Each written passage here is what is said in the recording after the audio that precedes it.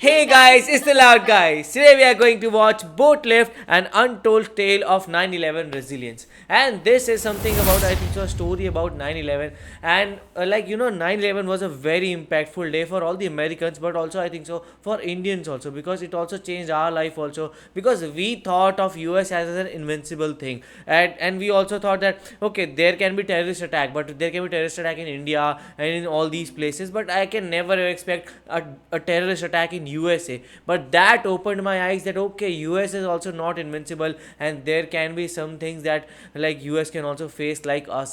So it was very disturbing thing to see, and also it was disturbing in the upcoming years, because we saw how everything got very strict, and there was some people who were very against all the you can say Asian looking people, or and like even the Sikhs. There were many people who were against the Sikhs because we also wear turbans, and Taliban and all these guys also wear turbans. So there were a lot of stereotypical things that were happening, all the hate crimes that were happening, and even now we see some of the other instances of it, but I think so many people have grown out of it. But yes, now we will see what was that 9/11 resilience video, because I think so there were many moments. There would have been many moments where people would have gone out of their way to protect many people or to do something about it, and I'm really very emotionally detached to see what will be there in this video. And whenever the fights happen in the world, it is not like that only the it affects the one or two nation. I do think that it affects the whole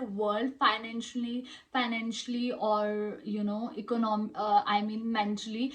People got scared that what will happen, that if in our country they will do attack or something like that. So whenever the fight starts happening in around the world, basically the whole world got afraid, and whole world gets in the tension. And we all know about 9/11, but here they are going to say the untold basically story, which we are not aware about it. So yeah, this video is going to be very informative, and we going to know the things which we don't know. And we have a little bit idea about 9/11, but not it in the we don't have, especially I don't have a vast idea about it. So yeah, I have to say that this video is going to be very informative for me. So yeah, let's watch the video. Yes, I too want to watch this video, so let's watch the video. A hero is a man who does what he can. Wow. Okay. A sandstorm? I thought I was watching a movie, Towering Inferno at first. And then I looked real close, and I noticed it was the World Trade Center. I was compelled, because I'm a type of person that can't stand by and watch other people suffer. Wow. And to me, they were suffering. They wanted to get off the island. And there was no way for them to get off the island other than the water. And I had noticed when I was watching the television, I saw a lot of the ferries going up into the slips and taking people off. I said, fine, we could do the same thing. I could take people on my boat, get in there, take them where they have to go. And that's what we did. Oh, I've never heard about this. Taking people off ferries? Boat left. I'm not familiar about it. Same here. On the morning of September 11th, when the towers came down, millions of people ran for safety. Hundreds of thousands of them ran south to the water's edge. That's when they realized that Manhattan is indeed an island, and that they were trapped. They were feeling helpless. And that's the worst feeling in the world. No. What was a person on the ground going to do? Buildings were down. There were people laying under the rubble of the building. Firemen, civilians. My wife was there, and I turned around. I says, I've got to go do something. Just like that. And she looked at me. She says, what are you going to do, you maniac? I says, I'm going to take the amberjack up into the city and help. She says, but what if they're attacked again? I says, well, then that's something I have to live with. I says, I have to do what I have to do. Where do you I find says, these and guys? Nobody can It's stop so me right now. brave. Even if I save one person or I rescue one person, that's one person less that will suffer and die.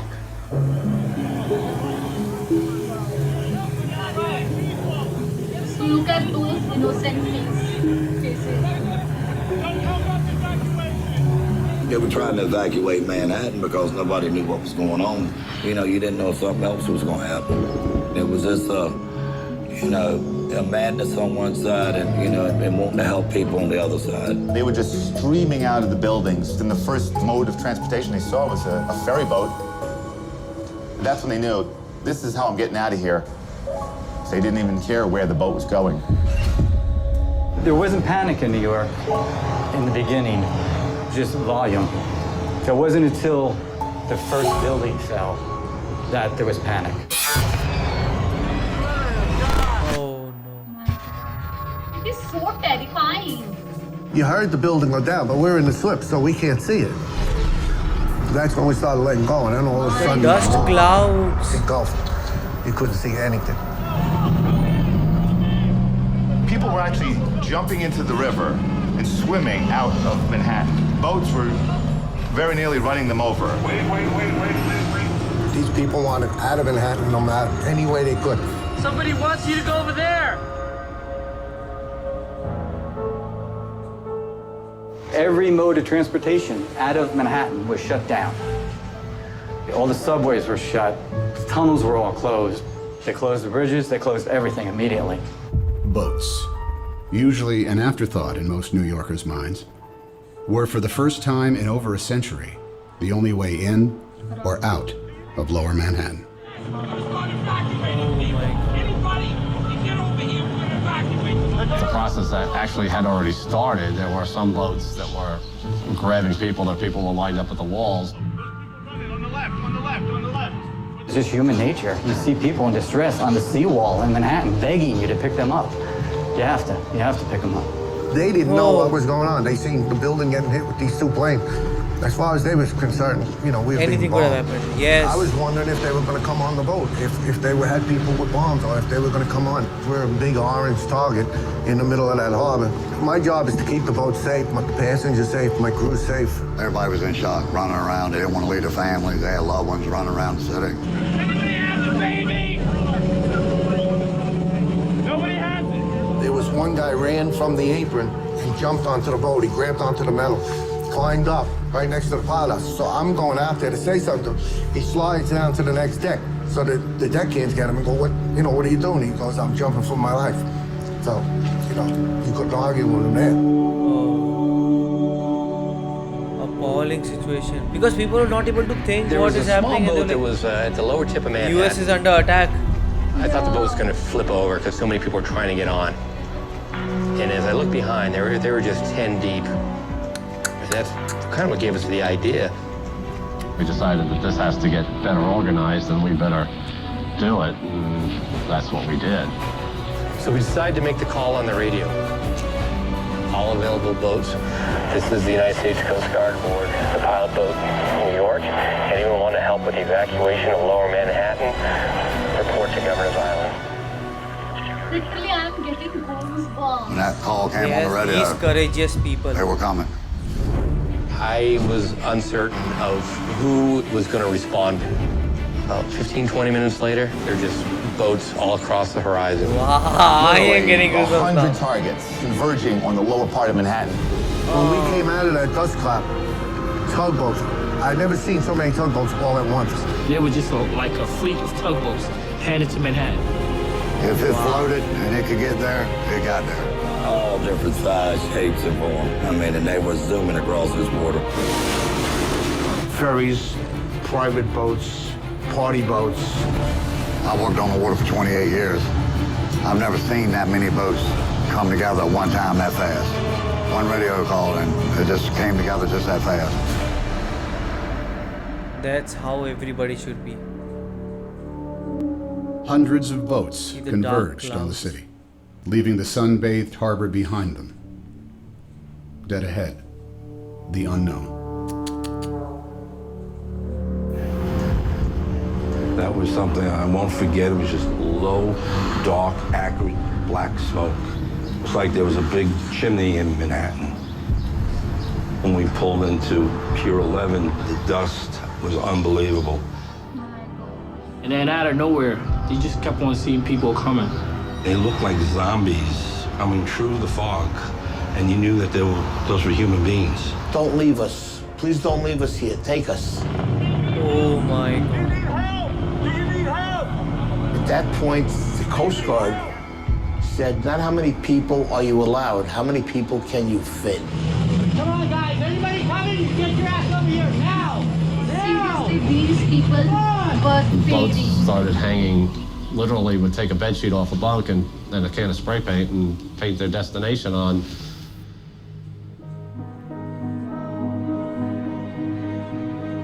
This is tremendous. Some of these people never been in the water, never been on a boat before. Housewives, workers that do windows. We had executives. See the condition of people. And the thing that was the best, everyone helped everyone. Wow. Come on board. Get inside. Salute to the US people. I saw 4 businessmen lifting up an old woman with a seeing eye dog, a German Shepherd, and they lifted her up like a surfboard and passed her over the handrails. When we would carry a load of people over, and there was somebody standing there that seen their husband or wife, you know, that made us feel even better, you know. Well, at least we got 2 back together, you know. Just keep on going, you know. Wow. The guy that works at the ferry, he's a welder. His son was on my boat. He actually came up.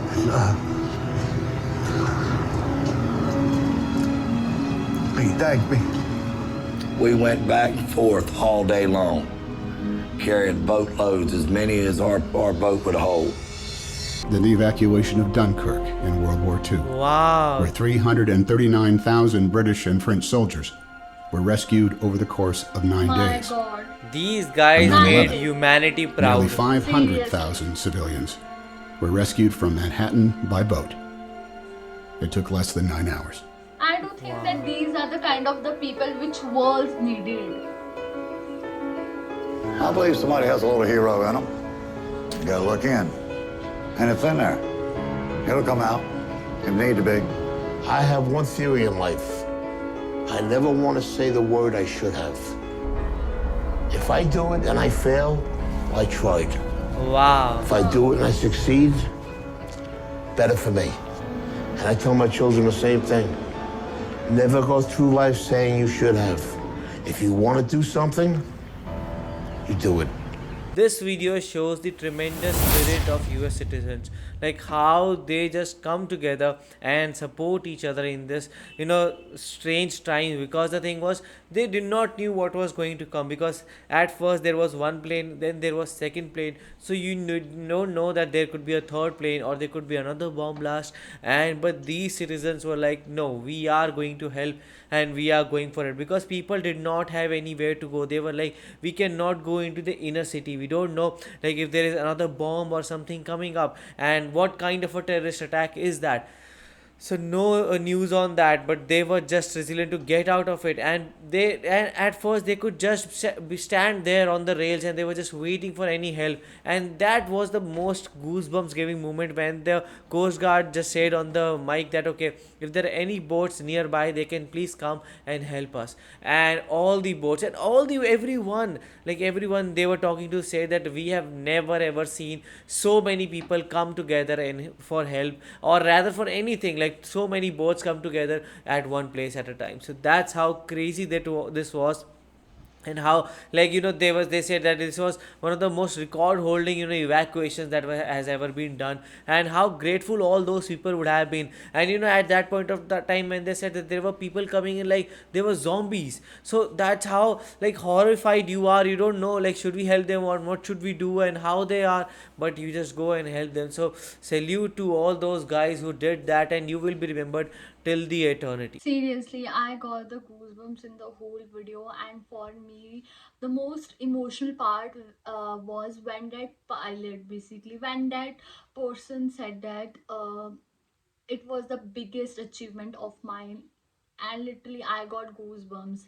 We humans believe that if we achieve good in our career, So, and if we earn a lot of money in our life, and if we are rich, so it means that we have earned a lot of, we have did a lot of things in our life. But I do think that these things doesn't count in life. The thing which counts in life is this, the how good you are, and how good person you are, and how helpful you are. Basically this video gave basically told us that humanity is still in this world, and I do think that we need these kinds of people in the world. And literally I was when I watched this video, I was like that why we have not heard this story before. And I do think that this in every school, the teacher should take the classes and should tell the students about this story, because this story tell us how much humanity is important in this world. And for me also, emotional part was when they said that four businessmen was helping the old lady. Basically they help the housewives, they help the people who are very poor. They didn't look the status of the people, that are they rich or are they poor. They just help each and everybody. And I do think that we should also do these kinds of thing in our daily routine. Like, I'm not saying to protect, I'm not saying that we can make like them, we can make a fairy like them, but I do think that we can do the things uh, uh, we can do the things to help others.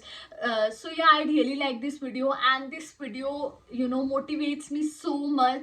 And literally this was an emotional video, and yet so informative for me. Yes, and actually the thing was like, we see all these videos where we see that people not helping, and then we say, oh, he should have helped and he should have done something. But when we see these kind of videos, we should salute these people more, because then there will be more people who will get the courage that yes, you get the respect, or whatever you do, it is something of your moral, cognizance, that you should do something about it to make sure that you pay for the society, and like you give what your society has always given you, and give back the love what it gave you. So it was an amazing video to watch. How did you guys find it? Do let us know in the comment section below. So do like, share, and Subscribe. bye. Bye.